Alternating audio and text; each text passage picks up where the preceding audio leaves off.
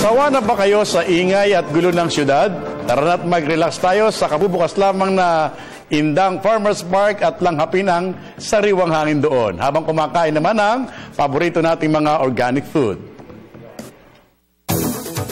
Tuwing linggo ay talaga namang wala tayong ibang gustong gawin kundi ang mag-relax. Sa pagkakataong ito, subukan naman nating lumayo-layo sa ingay ng syudad at bisitahin ang Indang Cavite, kung saan matatagpuan ang kabubukas lamang na Indang Farmers Park. Kung hindi ka mahilig sa gulay ay paniguradong maiiba ang iyong pananaw kapag iyong natikman ang sariwang gulay, prutas at iba pang tanim dito sa Indang Farmers Park.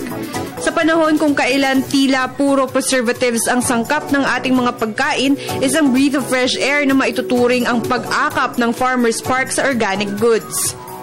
We believe food is a very powerful medicine if it's if it is organic, if it has no chemical, it should be giving us good health. Ayon kay Bautista, ang bukirin ng Indang ang napili nilang tamnan dahil sa taglay na sustansya ng lupa dito. Partikular na aabutin ng Indang Farmers Park ang mga maliliit na magsasaka. We have the poor farmers. These are not big farmers, they're small-time farmers. Some of them don't even have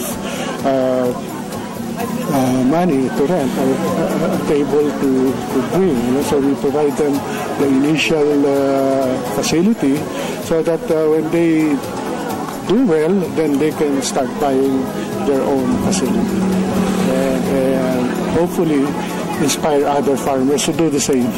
Samantala, para kay Professor Lorenzo Lapitan Jr. ng Cavite State University, malaking tulong ang pagbubukas ng Farmers Park sa mas malaya pang pag-usbong ng agriculture sector ng bansa. At dito ay magkakaroon sila ng siguradong lugar na pwede nilang pagdalhan ng kanilang iba't ibang produkto mula sa fresh fruits and vegetables.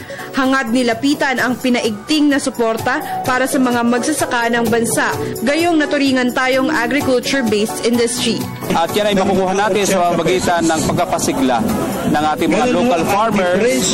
Masuportahan sila by way of different support facilities para ma-empower sila so that they'll be able to cope with the emerging developments in the international market. Para sa Telebisyon ng Bayan, Ara Perez.